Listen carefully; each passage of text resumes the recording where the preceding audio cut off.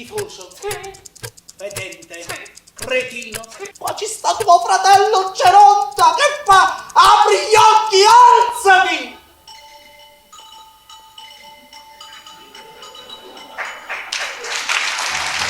Posso avere una copia di questo contratto? Cosa? Un contratto. Ma quale contratto? Contratto morale. Ah, quest'uomo qua, quando è successo il fatto di Sino, se avesse voluto prendere la palla a base, se avesse fatto una speculazione, oggi sarebbe miliardario, con tutta la gente che viene qua in pellegrinaggio e che pagherebbe tesori per uno di quei contratti che stanno là dentro. Isidoro aprì gli occhi e cominciò a parlare. S'andate da sotto sopra. I giornali incominciarono a parlare di miracoli, sapete come sono fatti i giornalisti, no? Dico, ma stiamo scherzando. Da una parte dice che miracoli non ne fa, dall'altra dice di avere il potere di resuscitare i morti. Questo è veramente miracoloso, Napoleone. I miracoli li fai tu e non ne faccio io. E sai perché fai i miracoli?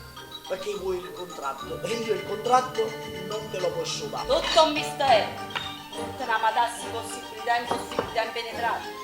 E più voi cercate di trovare il figlio, e più diventa scuro e misterioso. Tutto un mistero, tutto un mistero. Sono Trocina Gaetano, del Fumatteo.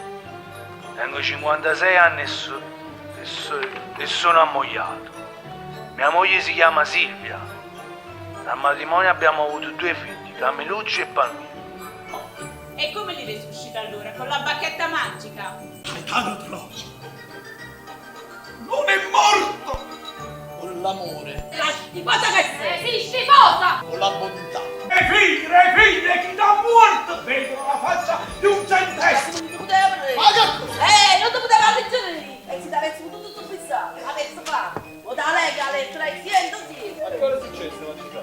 Che ora è le 7:15. Se quello era vivo come dici tu, quando vedeva che aprivi i mocchi, lui ci dava la coppolietta e mi ci come avvisare! Zotici, buzzuri, gente primitiva, un dito in famiglia! Un momento, allora innanzitutto io in questa casa non mi sono presentato, ma fu proprio la Buonanimo che mi venne a pregare e strapregare di venire a vivere con me. Allora, come dici tu, Gaetano Trosci è uscito pazzo? Se io non mi faccio capace, togli i milioni ai figli. Oh, e alla moglie! E pure alla lavoro. Per darmi a te, che fino a 2 anni fa, quando si nominava il nome tuo, mio padre sputava e strattava, perché teneva pure un iniettato.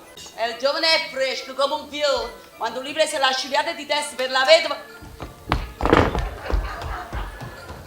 Di Samuele il carpentiere! Aspetta, non ho capito chi è questo signore.